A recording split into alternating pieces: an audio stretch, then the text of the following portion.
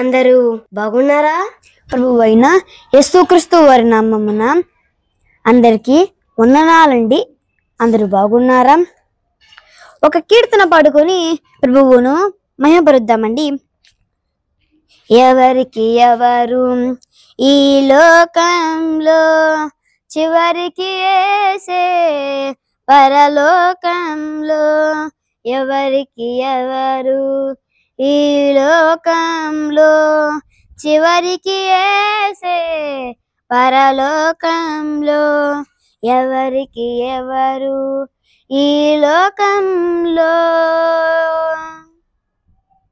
ఆమేన్. పరిశుద్ధ గ్రంథంలో నుండి మనము దేవుని లేఖనములను ధ్యానిద్దామండి. చూడండి, యోహాను సువార్త 6వ అధ్యాయము 56వ వచనం చదువుకుందామండి. 56వ వచనం, నా శరీరము తిని నా రక్తము త్రాగువాడు నా యందును నేను వాని యందును నిలిచియుందుము. చదవబడిన లేఖన భాగము దేవుడు తనందరూ వచ్చి దీవించబడినట్లుగా చిన్న ప్రార్థన చేసుకుందామండి. పరలోకమందున ప్రియ పరలోకపు తండ్రి, మీ మహిమ కలుగు మీకే వందనములు చెల్లించుకున్నాం ప్రభువా. మరియు వాక్యం సహాయం దీవించండి ప్రభువా. ఈ వాక్యం చెప్పి మీరు సహాయం చేయమని, దీవించమని, ప్రతి ఒక్కరి ప్రభావ ఈ వాక్యం అందరూ మీరు కాపాడమని, సహాయం చేయమని ప్రభావ. ఈ వాక్యం ప్రతి ప్రభావ లోతుగా అర్థమవుటకు మీరు సహాయం చేయండి. వినడానికి మీరు వాళ్ళకి మంచి జ్ఞానాన్ని మీరు దయచేయమని మీకే వందనములు చెల్లించుకుంటూ మిమ్మల్ని ప్రేరేపిస్తూ మా ప్రియ ప్రభు మా రక్షకుడైన క్రీస్తు వారి అద్భుతమైన నామములోనే ప్రార్థన చేస్తున్నాము తండ్రి. ఆమేన్. ఆమేన్. చూడండి ఇక్కడ ఇందులో కొన్ని మాటలు ఉన్నాయండి. ఆ మాట తెలియజేస్తాను. ఒకటో మాట ఏమనగా, నా మాంసము తినువాడు అర్థం.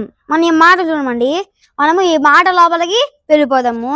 చూడండి, మనం దేవుడు ఏమన్నాడండి? గుర్తు పెట్టుకుని పీడారా, నా శరీరము తిని నా రక్తము త్రాగు వాడే నిత్య జీవం పొందినవాడు. ఈ మాట గుర్తు పెట్టుకుని పీడారా.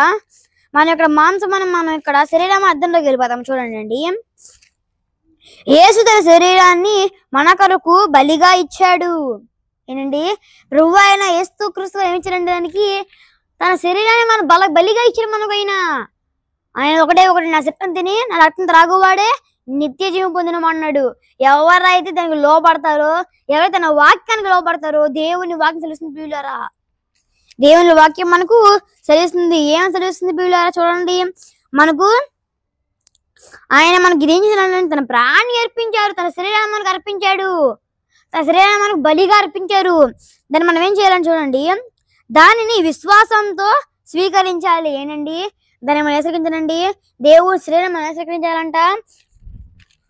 దాన్ని మనం స్వీకరించాలంటే విశ్వాసంతో స్వీకరించాలంట. నేను విశ్వాసం ఉంటే నువ్వు పాపం చేయవు. ఏంటి, నేను దేవుని విశ్వాసం ఉందనుకో, నేను దేవుని ప్రకటిస్తానండి. బయట ఏం చేద్దంటే బయట దేవుని నువ్వు ప్రకటిస్తావు. అలాంటి ప్రకటించే జ్ఞానం దేవునికి ఇచ్చాడు. ఆ జ్ఞానం ఉపయోగించుకోవట్లేదు అంటే ఏంటండి, దేవుని కంటే ఒక జ్ఞానం ఇచ్చాడు, ఆ జ్ఞానం ఉపయోగించుకోవట్లేదు. ఇంకా ఏంటంటే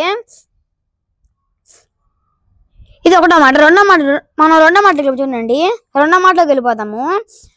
ఇప్పుడు మనం ఏం తెలుసుకుందామండి? దేవుని శరీరం అంటే తెలుసుకున్నాము. ఇప్పుడు దేవుని రక్తం అంటే తెలుసుకున్నాం. చూడండి, దేవుని రక్తం అంటే ఏంటో తెలుసుకున్నాము. పాపం నుండి విడుదల. ఏంటండి, మనకి దేవుని రక్తము త్రాగి దేవుని శరీరం తినే అర్హత మనకు ఉంది. కాబట్టి మనం దేవుని బల్ల చేయాలి. మనము దేవుని వంగ చేస్తే కనుక దేవుని నువ్వు హెచ్చిస్తే కానీ దేవుని నిన్ను హెచ్చిస్తాడమ్మా.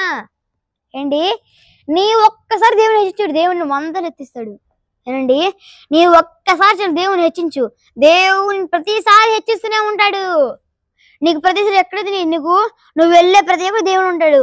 నువ్వు చేసే ప్రతి పనిలో దేవుడు ఉంటాడు. నువ్వు చేసే ప్రతి పనిలో ఏంటంటే దేవుడు నీకు సహాయం చేస్తాడు.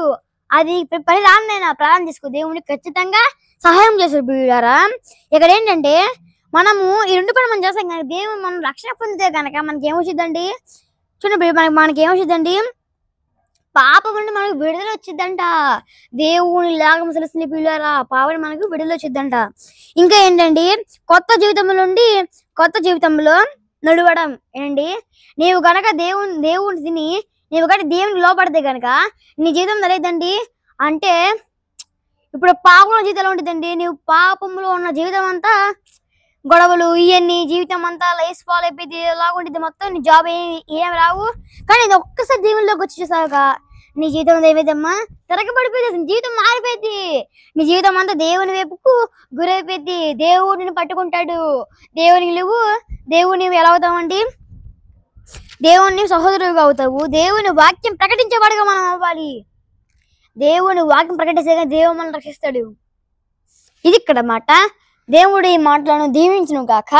ఆమేన్. అందరి కొరకు ప్రార్థన చేసుకుందామండి. పరిశుద్ధుడైన మా తండ్రి, ప్రేమ నమ్మకం కలిగిన మా దేవా, నీ ఘనమైన శ్రేష్టమైన నామన ప్రభువా, మీకే వందనములు చెల్లించుకున్నాం ప్రభువా. మరి వాక్యం చెప్పి సహాయం చేసే ప్రభువా, దాన్ని బట్టి మీకే వందనములు చెల్లించుకున్నాం ప్రభువా. ప్రభు మరి ఈ వాక్యం ప్రతి కుటుంబాన్ని ఎక్కువ సహాయం చేయండి ప్రభువా. మీరే కుటుంబాన్ని మార్చమని సహాయం తెచ్చమని, మీరే ప్రతి కుటుంబం ప్రభు వాక్యం ప్రభువా, ఈ వాక్యం జ్ఞానం అర్థంలోకి సహాయం చేయమని ప్రభువా. మీరు మాకంటూ ఒక జ్ఞానం సహాయం చేయండి ప్రభువా. మేము మాకంటూ ప్రభువా ఒక జ్ఞానం సహాయం చేయండి ప్రభువా. మేము ఆ జ్ఞానాన్ని ఉపయోగించడానికి సహాయం తెచ్చమని, దీవించమని, మీరే కాపాడమని ప్రభువా. మా జ్ఞానం ప్రభు మేము మీ వాక్యంలో ఉపయోగించడానికి సహాయం తెచ్చమని, మీరు దీవించమని, ఈ వాక్యం ప్రతి కుటుంబం జరిగే సహాయం చేయండి ప్రభువా. మీరు కుటుంబాలు మార్చమని సహాయం చేయమని ప్రభు, సహాయం చేయండి, దీవించండి ప్రభువా. మీరే ప్రభు మరి మీరు పడిపోయి లేవడం సహాయం ప్రభు, మీరు దీవించమని సహాయం చేసామని, ఈ వాక్యం ప్రతి కుటుంబం చదివి సహాయం చేసామని, ప్రతి ఒక్క మీ వాక్యం తెలుస్తుంది ప్రభువా. ప్రభు శరీరం తిని మీ రక్తం త్రాగబడి ప్రభు నిజం పొందుతున్న సహాయం చేయండి ప్రభువా. ప్రతి ఒక్క మీ రక్తం ద్రవ మిమ్మల్ని ప్రభు ప్రతి ఒక్క మీరు రక్షించబట్టకు సహాయం తెచ్చమని, దీవించమని, మీరు రక్షణ గృహంగా మార్చమని, సహాయం తెచ్చమని, అలాంటి ప్రభు అలాంటి జీవితం మాకు కలుగుటకు మీరు సహాయం తెచ్చమని, దీవించమని, ప్రతి ఒక్క ప్రభు ప్రేమతో మేము ఆనందించడానికి సహాయం తెచ్చమని, దీవించమని ప్రభు. ఇదిగో ప్రభు చాలా మంది ఆనందం దూరం అయిపోతున్నారు ప్రభు, మేము స్తుతించే భాగ్యం ప్రభు చేసుకునే సహాయం చేయండి, మీరు దీవించమని, సహాయం చేయమని, ప్రతి ఒక్కరి ప్రభు ఈ అవకాశం ప్రభు వచ్చినప్పుడు మీరు సహాయాన్ని తెచ్చమని, మీరు దీవించమని, మా ప్రియ ప్రభు మా రక్షకుడైన మా ప్రాణ యేసుక్రీస్తు వారి దివ్యమైన శ్రేష్టమైన నామములోనే ప్రార్థన చేస్తున్నాం తండ్రి. ఆమేన్. అందరికీ వందనాలండి.